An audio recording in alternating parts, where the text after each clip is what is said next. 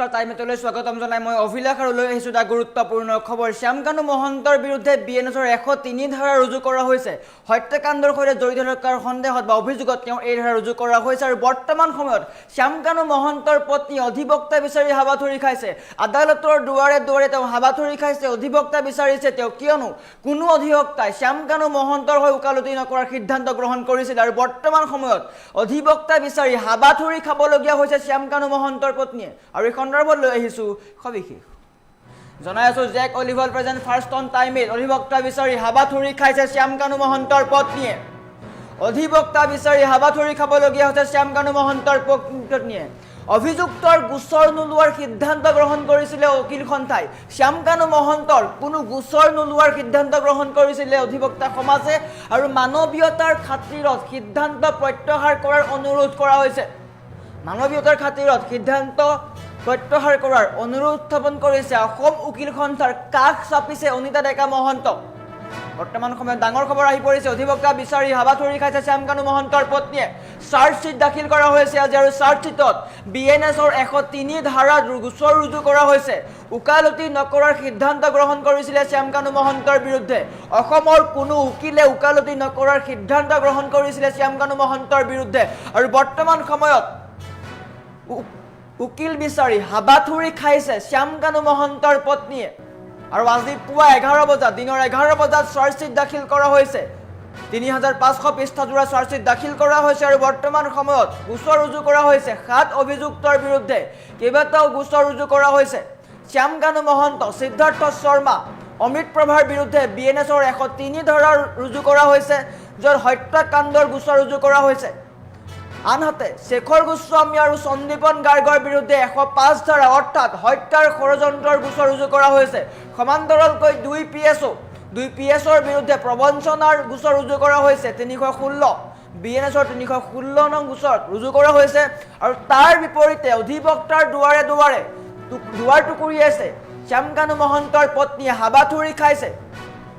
আৰু এটা ডাঙৰ প্ৰশ্ন উত্থাপন হৈছে কোনোবাই ওকালতি কৰিব নেকি শ্যামকানু মহন্তৰ বিৰুদ্ধে শ্যামকানু মহন্তৰ হৈ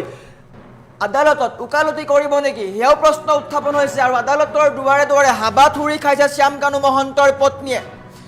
আৰু জুবিন গাৰ্গৰ ঘটনাক লৈ উকিল সমাজে ডাঙৰ সিদ্ধান্ত গ্ৰহণ কৰিছিলে শ্যামকানু মহন্তৰ হৈ কোনেও ওকালতি নকৰাৰ সিদ্ধান্ত গ্ৰহণ কৰিছিলে আৰু বৰ্তমান সময়ত আদালতৰ দুৱাৰে দুৱাৰে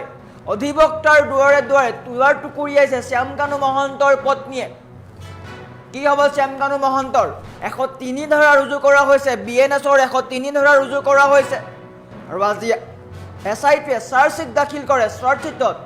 103 ধাৰা শ্যামকানু মহন্তৰ বিৰুদ্ধে 103 ধাৰা ৰুজু কৰা হৈছে য'ত হত্যাকাণ্ডৰ অভিযোগ উত্থাপন হৈছে জুবিন গাৰ্গৰ হত্যাকাণ্ডৰ ক্ষেত্ৰত মূল অভিযুক্ত শ্যামকানু মহন্ত আৰু শ্যামকানু মহন্তৰ বিৰুদ্ধে বিএনএছৰ 103 ধাৰা ৰুজু কৰা হৈছে যদি এইটো সঁচা প্ৰমাণিত হয় শ্যামকানু মহন্ত যদি মূল অভিযুক্ত হয় বা মূল মাষ্টাৰমাইণ্ড হয় হত্যাকাৰী হয় তেন্তে যাৱজ্জীৱন কাৰাদণ্ড পৰ্যন্ত হ'ব পাৰে বা ফাঁচি হ'ব পাৰে আৰু তাৰ পূৰ্বে অধিবক্তা বিচাৰি হাবাথুৰি খাইছে শ্যামকানু মহন্তৰ পত্নীয়ে উকিল সমাজে স্পষ্টকৈ উল্লেখ কৰিছিল যে জুবিন কাণ্ডৰ ঘটনাৰ লগত জড়িত জুবিন গাৰ্গৰ ঘটনাৰ লগত জড়িত কোনো অভিযুক্তৰ গোচৰ নলয় ওকালতি নকৰে অধিবক্তা সমাজে আৰু বৰ্তমান সময়ত আজি চাৰ্জশ্বিট দাখিল হৈছে এছআইটিয়ে 3500 পৃষ্ঠাজোৰা চাৰ্জশ্বিট দাখিল কৰে আৰু চাৰ্জশ্বিট ইমানেই কঠিন যে তেওঁলোকৰ বিৰুদ্ধে এটাও সুৰুঙা নোহোৱাকৈ চাৰ্জশ্বিট বনোৱা হৈছে 7 অভিযুক্তৰ বিৰুদ্ধে কেইবাটাও গোচৰ ৰুজু কৰা হৈছে মূল অভিযুক্ত শ্যামকানু মহন্ত সিদ্ধাৰ্থ শৰ্মা অমিত প্ৰভা এই তিনিগৰাকীৰ বিৰুদ্ধে বিএনএছৰ 103 ধাৰা ৰুজু কৰা হৈছে আৰু এই ধাৰা যদি সঁচা প্ৰমাণিত হয় তেওঁলোকৰ যাৱজ্জীৱন কাৰাদণ্ড হ'ব পাৰে আৰু তাক লৈ চিন্তিত হৈ পৰিছে শ্যামকানু মহন্তৰ পত্নী অধিবক্তাই ডাঙৰ মন্তব্য কৰিছে অধিবক্তাৰ দুৱাৰে দুৱাৰে হাবাথুৰি খাইছে শ্যামকানু মহন্তৰ পত্নীয়ে নিজ স্বামীক মুকলি আকাশৰ তললৈ অনাৰ আপ্ৰাণ চেষ্টা কৰিছে কিন্তু এছআইটিয়ে চাৰ্জশ্বিট দাখিল কৰিছে চাৰ্জশ্বিটত স্পষ্টকৈ শ্যামকানু মহন্তৰ বিৰুদ্ধে গুৰুতৰ অভিযোগ উত্থাপন হৈছে গুৰুতৰ ধাৰা লগোৱা দেখিবলৈ পোৱা গৈছে বিএনএছৰ 103 ধাৰা ৰুজু কৰা হৈছে যি ধাৰাত হত্যাৰ গোচৰ আছে আৰু এই গোচৰত যদি সঁচা প্ৰমাণিত হয় শ্যামকানু মহন্তই যদি সঁচাকৈ জুবিন গাৰ্গক হত্যা কৰিছে তেন্তে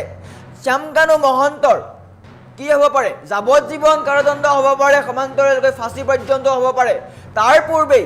শ্যামকানু মহন্তৰ পত্নীয়ে আদালতৰ দুৱাৰে দুৱাৰে অধিবক্তাৰ দুৱাৰে দুৱাৰে হাবাথুৰি খাইছে অধিবক্তা বিচাৰিছে মানৱীয়তাৰ খাতিৰত এই সিদ্ধান্ত প্ৰত্যাহাৰ কৰিবলৈ কৈছে শ্যামকানু মহন্তৰ পত্নীয়ে কল্পনা কৰক যিগৰাকী শ্যামকানু মহন্তৰ কাৰণে জুবিন গাৰ্গ নোহোৱা হ'ল মূল অভিযুক্ত তেওঁ বৰ্তমানো জেলত আছে তেওঁৰ কাৰণেই জুবিন গাৰ্গ নোহোৱা হ'ল সেইগৰাকী শ্যামকানু মহন্তৰ পত্নী আদালতৰ দুৱাৰে দুৱাৰে হাবাথুৰি খাইছে উকিল লাগে তেওঁ শ্যামকানু মহন্তৰ হৈ আদালতত উকালতি কৰিবলৈ উকিল লাগে কিন্তু উকিল সমাজে সিদ্ধান্ত গ্ৰহণ কৰিছিলে যে শ্যামকানু মহন্তই হওক বা জুবিন কাণ্ডৰ অন্য অভিযুক্তই হওক তেওঁলোকৰ বিৰুদ্ধে কোনেও উকালতি নকৰে বা তেওঁলোকৰ হৈ কোনেও উকালতি নকৰে আৰু বৰ্তমান সময়ত হাবাথুৰি খাবলগীয়া হৈছে শ্যামকানু মহন্তৰ পত্নীয়ে আদালতৰ দুৱাৰে দুৱাৰে অধিবক্তাৰ দুৱাৰে দুৱাৰে হাবাথুৰি খাইছে শ্যামকানু মহন্তৰ হৈ উকালতি কৰিবলৈ উকিল বিচাৰিছে কিন্তু উকিল সমাজে সিদ্ধান্ত গ্ৰহণ কৰিছিলে উকালতি নকৰে তেওঁৰ হৈ আৰু সেই সিদ্ধান্ত মানৱীয়তাৰ খাতিৰত বাতিল কৰিবলৈ কৈছে প্ৰত্যাহাৰ কৰিবলৈ কৈছে চিন্তিত হৈ পৰিছে কিয়নো আজি চাৰ্জশ্বিট দাখিল হৈছে ৩৫০০ পৃষ্ঠাজোৰা চাৰ্জশ্বিট দাখিল হৈছে আৰু চাৰ্জশ্বিটত স্পষ্টকৈ শ্যামকানু মহন্ত আৰু বাকী অভিযুক্তসকলৰ বিৰুদ্ধে গুৰুতৰ ধাৰা ৰুজু কৰা হৈছে BNSৰ 103 ধাৰা ৰুজু কৰা হৈছে শ্যামকানু মহন্ত সিদ্ধাৰ্থ শৰ্মা আৰু অমিত প্ৰভাৰ বিৰুদ্ধে যদি তেওঁলোক দোষী প্ৰমাণিত হয় তেন্তে যাৱজ্জীৱন কাৰাদণ্ড হ'ব পাৰে সমান্তৰালকৈ ফাঁচি পৰ্যন্ত হ'ব পাৰে আনহাতে শেখৰজ্যোতি গোস্বামী আৰু সন্দীপন গাৰ্গৰ বিৰুদ্ধে BNSৰ 105 ধাৰা ৰুজু কৰা হৈছে হত্যাৰ ষড়যন্ত্ৰৰ কাৰণে তেওঁলোকৰ বিৰুদ্ধে এই ধাৰা ৰুজু কৰা হৈছে তেওঁলোকে জুবিন গাৰ্গৰ হত্যাৰ ক্ষেত্ৰত সহায় কৰিছিল আৰু বৰ্তমান সময়ত শ্যামকানু মহন্তৰ পত্নীয়ে হাবাথুৰি খাইছে আদালতৰ দুৱাৰে দুৱাৰে টুকুৰিয়াই আছে আমাৰ ওচৰত উকিলৰ মন্তব্য আছে অধিবক্তাৰ মন্তব্য আছে অধিবক্তাৰ মন্তব্য দেখুৱাই লোৱাৰ চেষ্টা কৰিছোঁ নহয় আমাৰ যিটো এটা সিদ্ধান্ত আছে যে আমি তেওঁলোকৰ গোচৰবোৰ নলওঁ সেইটো আমাৰ এটা গোটেই উকিল সমাজক সদৌ অসম উকিল সন্থা গুৱাহাটী উকিল সন্থা আমি এটা আহ্বান জনাইছিলোঁ আমি এইবিলাক কেছ আপোনালোকে নৈতিকতাৰ ক্ষেত্ৰত আপোনালোকে নল'ব বুলি এটা আহ্বান আছিলে সেই আহ্বানটোৰ ভিত্তিত আমাৰ এডভোকেটসকলে লোৱা নাই মই বাৰে বাৰে কৈছোঁ যে এই আহ্বানটো নাথাকিলেও অসমৰ এডভোকেটে সেই ধুৰন্ধৰ কেইটাৰ কাৰণে কেতিয়াও এইকেইটা কেছ ল'ব নাহে পইচা কেইটামান পইচাৰ কাৰণে জুবিনদাৰ লগত কোনেও কম্প্ৰমাইজ নকৰে সেইটো আই এম ডেম চিয়'ৰ কোনো নাহে কিন্তু তথাপিও আমি এটা নৈতিকতাৰ ক্ষেত্ৰত আহ্বান দিছিলোঁ সেই আহ্বানটো সকলো অধিবক্তাই মানিছে তাৰ কাৰণে আমি বহুত ধন্যবাদ তেওঁলোকৰ কৃতজ্ঞ কিন্তু অন দ্য ছেইম টাইম মানে কি হৈছে শ্যামকানু মহন্তদেৱৰ সহধৰ্মিনী এদিনাখন আহিছিলে কৈছে যে এই বস্তুটো উইথড্ৰ কৰিব লাগে মই কৈছোঁ আমি বাৰু এইটো ভাবি চাম এতিয়া অকলে ক'ব পৰা কথা নহয় গতিকে তেনেকুৱা এটা ঘটনা হৈছে এইটোত এটা কথাই হ'ব পাৰে যদি শ্যামকানু মহন্তই বিচৰা ধৰণৰ অধিবক্তা নাপায় তেতিয়া পিছত এপিলত গৈ সেইটো এটা তেওঁলোকে প্লি ল'ব পাৰে যে মই সময়ত ভাল এডভোকেট নাপালোঁ এনেকুৱা সংগঠনে হেৰি কৰি থকাৰ কাৰণে গতিকে এইবিলাক এছপেক্টটো চাব লাগিব সকলোৱে গতিকে তেওঁলোকে ল'ব পাৰে প্লি কিন্তু কথাটো হ'ল এট প্ৰেজেণ্ট আমাৰ তেনেকুৱা ধৰণৰ কোনো ডিচিশ্যন নাই যে তেওঁৰ হৈ আমি কেছ কৰিম নহয় আমাৰ যিটো এটা সিদ্ধান্ত আছে যে আমি তেওঁলোকৰ গোচৰবোৰ নলওঁ সেইটো আমাৰ এটা গোটেই উকিল সমাজক সদৌ অসম উকিল সন্থা গুৱাহাটী উকিল সন্থা আমি এটা আহ্বান জনাইছিলোঁ আমি এইবিলাক কেছ আপোনালোকে নৈতিকতাৰ ক্ষেত্ৰত আপোনালোকে নল'ব বুলি এটা আহ্বান আছিলে সেই আহ্বানটোৰ ভিত্তিত আমাৰ এডভোকেটসকলে লোৱা নাই মই বাৰে বাৰে কৈছোঁ যে এই আহ্বানটো নাথাকিলেও অসমৰ এডভোকেটে সেই ধুৰন্ধৰ কেইটাৰ কাৰণে কেতিয়াও এইকেইটা কেছ ল'ব নাহে পইচা কেইটামান পইচাৰ কাৰণে জুবিনদাৰ লগত কোনেও কম্প্ৰমাইজ নকৰে সেইটো আই এম ডেম চিয়'ৰ কোনো নাহে কিন্তু তথাপিও আমি এটা নৈতিকতাৰ ক্ষেত্ৰত আহ্বান দিছিলোঁ সেই আহ্বানটো সকলো অধিবক্তাই মানিছে তাৰ কাৰণে আমি বহুত ধন্যবাদ তেওঁলোকৰ কৃতজ্ঞ কিন্তু অন দ্য ছেইম টাইম মানে কি হৈছে শ্যামকানু মহন্তদেৱৰ সহধৰ্মিনী এদিনাখন আহিছিলে কৈছে যে এই বস্তুটো উইথড্ৰ কৰিব লাগে মই কৈছোঁ আমি বাৰু এইটো ভাবি চাম এতিয়া অকলে ক'ব পৰা কথা নহয় গতিকে তেনেকুৱা এটা ঘটনা হৈছে এইটোত এটা কথাই হ'ব পাৰে যদি শ্যামকানু মহন্তই